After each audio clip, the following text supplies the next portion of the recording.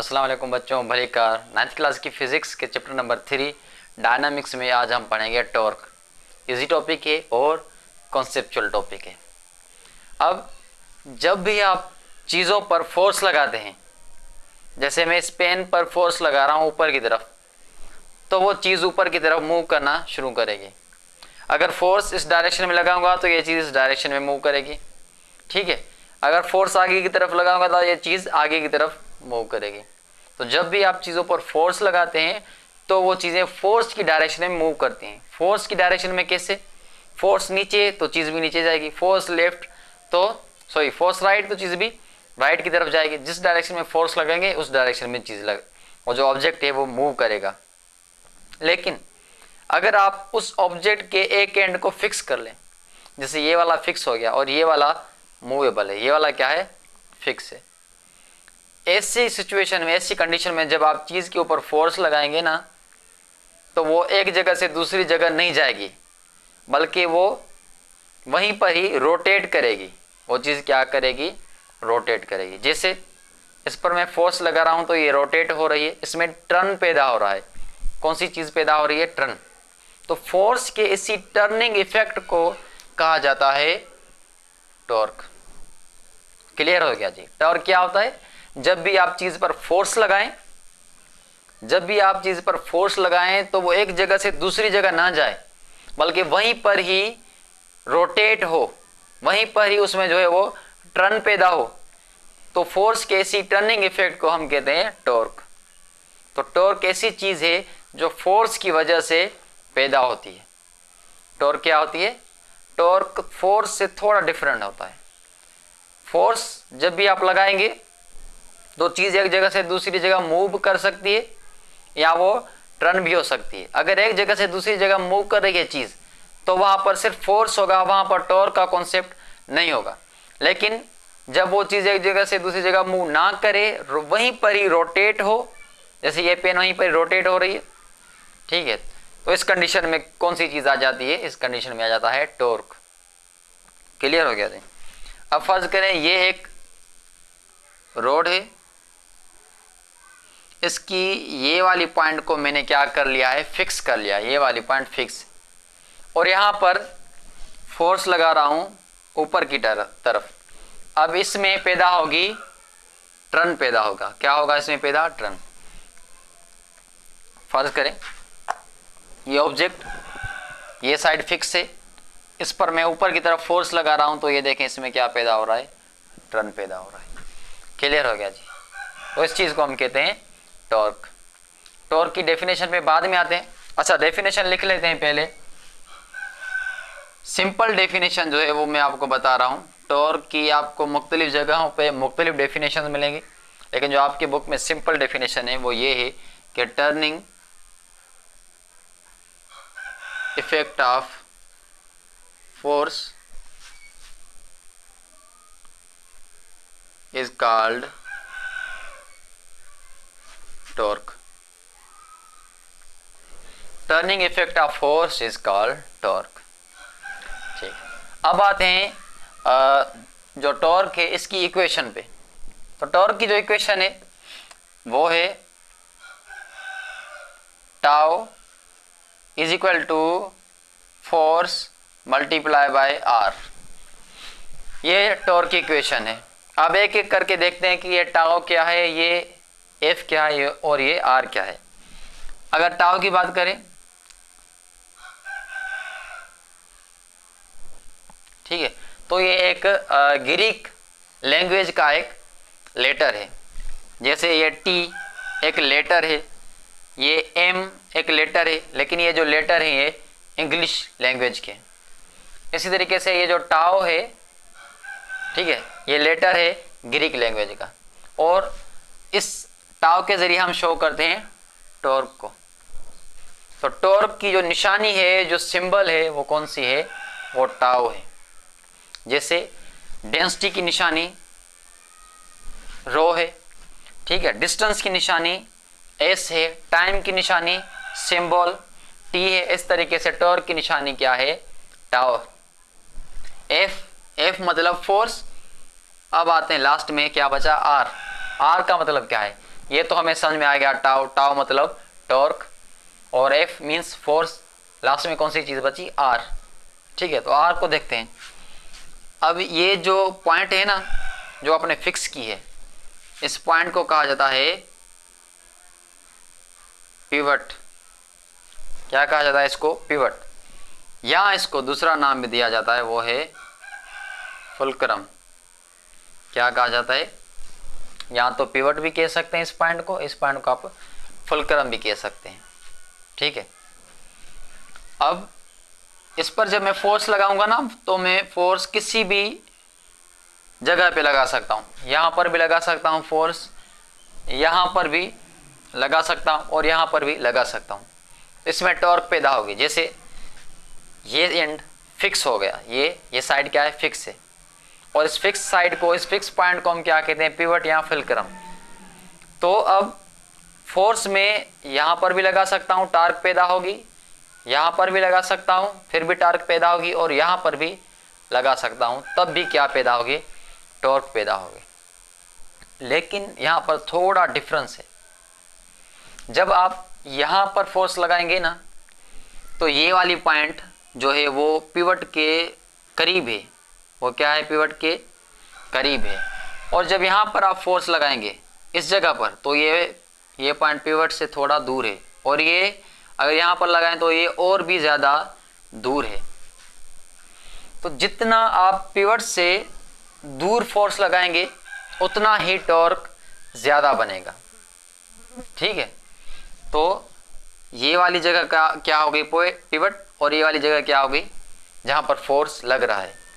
जहाँ पर फोर्स लग रहा है और जो पिवट है, इन दोनों के बीच में जो फासला है, इस फासले को हम शो करते हैं आर से। कौन सी चीज़ से शो करते हैं, आर से। तो मैं यहाँ पर क्या करता हूँ, मैं यहाँ पर लिख लेता हूँ कि जो टाउ है वो किसको शो कर रहा है, टॉर्क को, और जो एफ है वो शो कर रहा है फोर्स को, और जो आर शो कर रहा है किसको, इस डिस्टेंस को। कौन सा डिस्टेंस, ये वाली पॉइंट जहाँ पर फोर्स लग रहा है, सॉरी ये वाली पॉइंट जो फिक्स है, वहाँ से लेके जहाँ तक फोर्स लग रहा है। एक ये पॉइंट पिवट, एक ये पॉइंट जहाँ पर फोर्स लग रहा है, तो दोनों पॉइंट एक दूसरे से दूर हैं। दोनों के बीच में, दोनों के दरमियान फासला, इस फासले को, इस डिस्टेंस को हम कहते हैं मोमेंट आर्म। मोमेंट आर्म, और मोमेंट आर्म को शो कर रहे हैं हम यहाँ पर आर से।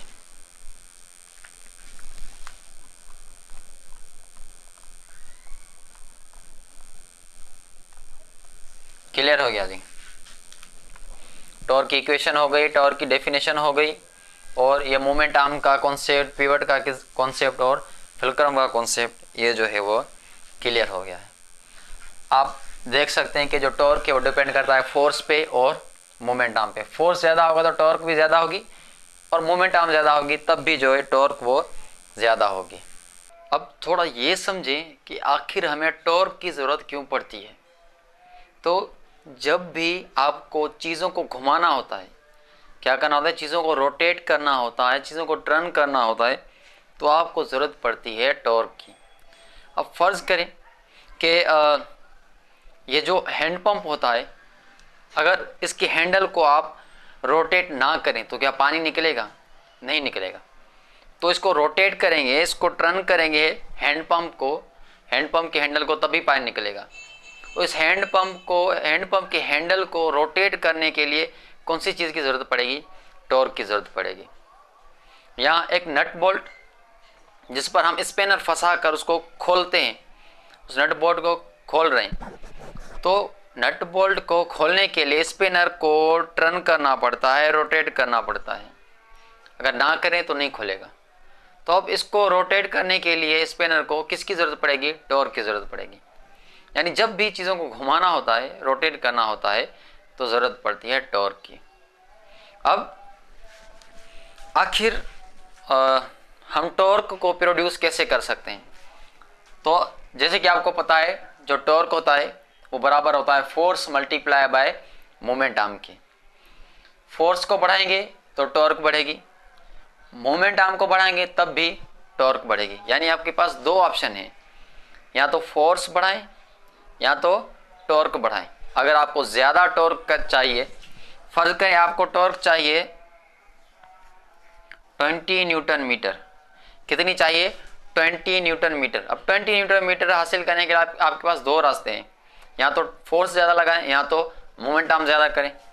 अब फर्ज करें मैं क्या कर रहा हूँ, पहले फोर्स 10 न्यूटन रख रहा हूँ और मोमेंट आर्म 2 मीटर रख रहा हूँ, तो मुझे टॉर्क 20 न्यूटन मीटर मिल जाएगी। यहाँ पर मैंने ज़्यादा क्या रखा, फोर्स रखा। अगर आप चाहते हैं कि ये फोर्स ज़्यादा आप ना अप्लाई करें, यानी आपका काम बिना ज़्यादा फोर्स लगाने के आसानी से हल हो जाए, तो आप क्या करेंगे, फोर्स को 2 रख लें और मोमेंट आर्म को 10 कर दें, तब भी आपका जवाब कितना आएगा, 20 न्यूटन मीटर आ जाएगा। यानी टॉर्क तो हमें मुख्तलिफ कामों के लिए चाहिए, तो कौन सी चीज़ हमारे लिए आसान है, फोर्स बढ़ाना या मोमेंट आर्म बढ़ाना। देखिए फोर्स की एक लिमिट होती है, हमारे इंसानों की लिमिट है कि उससे ज़्यादा हम उस लिमिट से ज़्यादा फोर्स हम नहीं अप्लाई कर सकते। आप कभी कभी ऐसा होता है कि आप स्पिनर से नट बोल्ट खोलने की कोशिश करते हैं, आप पूरा फोर्स लगाते हैं, ठीक है, लेकिन वो नट बोल्ट खोल नहीं पाता। आपके पास जितनी ताकत थी, जितना फोर्स लगा सकते थे आपने लगाया, लेकिन नट बोल्ट नहीं खुला। तो दूसरा तरीका आपके पास क्या है, मूवमेंट आर्म को बढ़ा दें। आप छोटा स्पिनर यूज़ कर रहे थे, अब क्या करें, थोड़ा सा बड़ा स्पिनर यूज़ करें जिसकी मूवमेंट आर्म ज़्यादा होनी चाहिए। अब उससे रोटेट करेंगे तो वो आसानी से खुल जाएगा। क्लियर हो गया जी।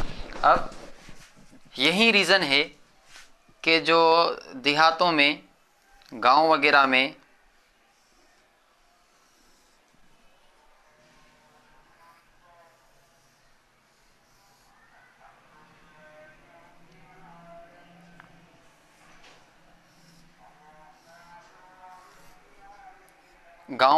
जो हैंड पंप लगे होते हैं ना, उनका जो हैंडल होता है